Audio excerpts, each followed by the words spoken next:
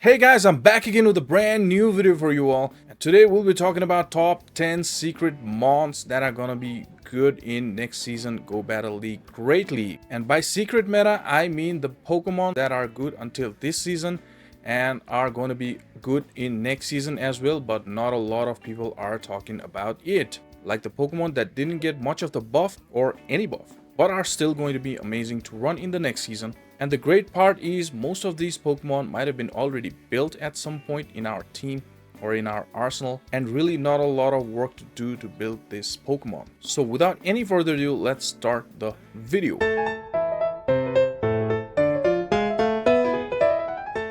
So the first Pokemon we'll be talking about is going to be Greninja. Now look at Greninja's wins there, the Pokemons that he can win inside the meta and the top 10s. Look at that. Clodsire, Carbink, Feraligatr, and it can also win Gastrodon. Well, it shows it loses against Gastrodon, but landing those Hydro Cannons and Night Slash will do a lot of damage against the Gastrodon. Now, look at those Bastiodons. It can win those as well. Obviously, being the Dark type, loses against the fighting types like Pangoro and Fairy types like Clefable. And it's going to be able to beat that Dunsparce as well. Kind of a neutral scenario against Mandibuzz.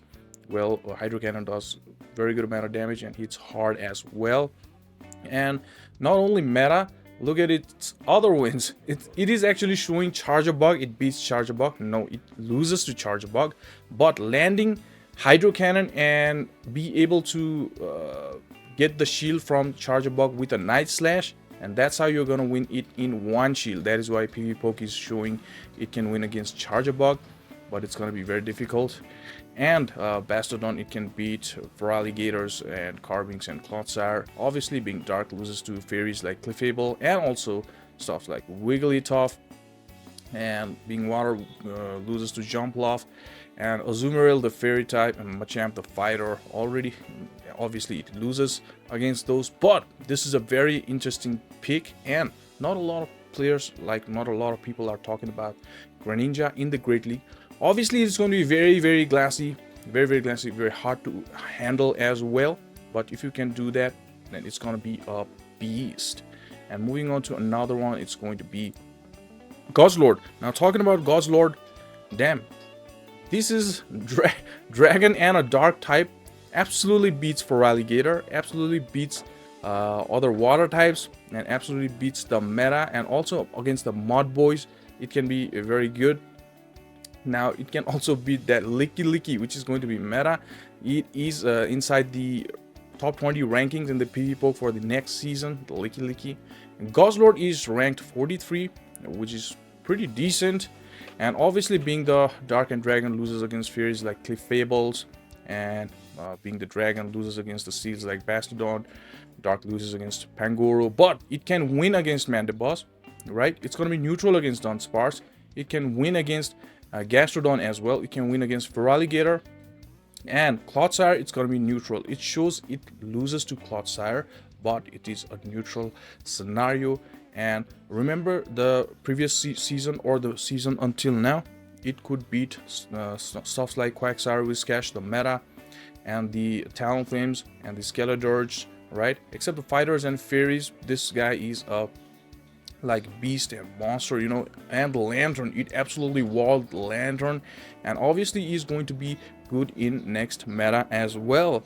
Now moving on to another one, A-Slash. Now not a lot of people are talking about A-Slash in next season as well, so I want to talk about its typing, right? Sometimes typing alone can make you win matches, like against Carbink, right? It's going to be meta, number 2 ranked for next season. What is Carbink going to throw against the A-Slash, right? It's going to be hard. And obviously, it's going to be hard to win against Feraligatrs because Hydro Cannon hits so hard.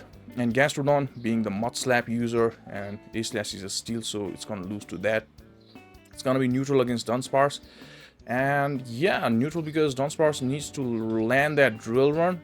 And yeah, A-Slash can do good against Dunsparce. Dunsparce has the upper hand, but it can't beat Dunsparce. And obviously good against Bastiodons and Clefables and Mandibuzz.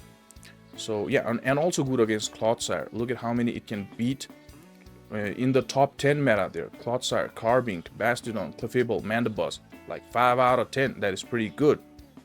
And the other Pokemon that are going to be meta next season, it's going to be Jumpluff. It can win Jumpluff. And against Azumarill, it's going to be neutral. It's not a straight win.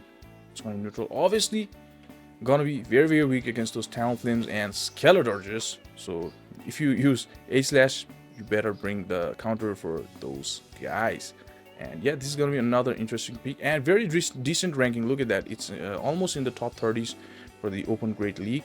And this is a non-shadow variant. You can also use a shadow variant as well, which is pretty good as well and hits a little bit harder. Now moving on to another one, it's going to be Chestnut. Now Chestnut, I put Chestnut because there are going to be a lot of ground metas again. Like Marowak is ranked 15. Kanto Marowak is ranked 15.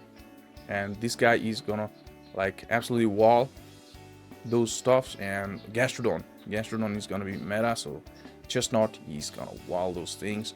And also for Alligator, the only thing that it can throw is gonna be neutral, Shadow Claw, fast move, and Ice Beam, the super effective charge move. But Chestnut does very good against that. And also it can beat Carbink as well. Look at its wins, man. Yeah, it can win Dunsparce as well. Look at that. And also Bastiodon.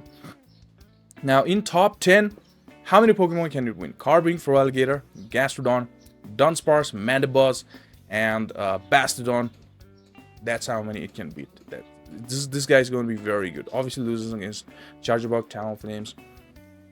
Okay, did I say Mandibuzz? It can win Mandibuzz? No, it cannot win Mandibuzz because Mandibuzz is a flyer and all it's got is Frenzy Plant and Superpower. Superpower would be neutral, but it still loses against Mandibuzz. I mean, one Aerialist does a lot of damage and it's going to lose to Mandibuzz. So yeah, it's going to lose against Wigglytuff, Charmers, and Clefables, and also Jumpluff, but still going to be very, very interesting. And I'm definitely going to pick in one of my Great League teams, and this guy is going to be good. Now moving on to another one, it's going to be Drapion with Poison Sting buff, and it didn't get any nerf. Look at its wins: Feraligatr, Trevenant, Skeletorge, Wigglytuff, right? So it can win a lot of those. And it has a very good, not very good, but good matchup against the fairy types, against the other like poison types which are not ground, right? And it's got good matchup against those ghost types as well, like Skeletorge, and it's gonna be able to win a Shadow Feraligatr. That is gonna be great, right? So this is gonna be another interesting pick, and Poison Sting will do more damage now, so that is a thing to be noted. And against Dunsparce, it's gonna be like Drill Land because it's a poison. It's gonna be a Drill Land from Dunsparce, and every move from Drapion is gonna be neutral, and it will be hard hitting, like things like you can run Crunch, you can run Sludge Bomb or Aqua Tail. And against Bastiodon, against Drapion is not a clear win for Bastiodon. Bastiodon will get to a lot of those Aqua Tails, a lot of those crunch, right? It's gonna be a little hard for Bastiodon as well. Now obviously if your Bastiodon is 1497 rank 1, then it's gonna survive more and it's gonna win. But yeah, look at that. Trevenant, it walls Trevenant. It's a hard counter for Trevenant. And obviously grass are going to be meta for next season. As I told you, there's going to be ground meta. So yep, against grass, this Drapion does very, very good. And moving on to another Pokemon, it's going to be Wigglytuff, the Charmy. Swift got buff. So look at its wins already. Feraligatr, Mandibuzz, Dunsparce. Look at this Pangoro. It can win a lot of things in the meta, like in the top 10. Against Gastrodon, it's gonna be neutral. It shows it loses against Gastrodon, but it's gonna be neutral. Obviously gonna lose against Bastiodon. Bastiodon hard walls, right? So yeah, this is gonna be pretty interesting. And against the Clefable, alright, against the Clefable, it wins in 2 shields. It is gonna win in 2 shields. And shield scenario, okay, no shield Clefable is gonna win against Wigglytuff.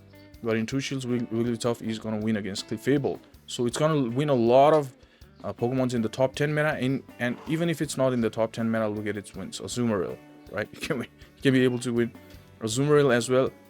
Obviously loses against those fire types like Talonflames, and Drapion I talked about earlier is going to lose against Clodsire, and Gastrodon is going to be kind of neutral though.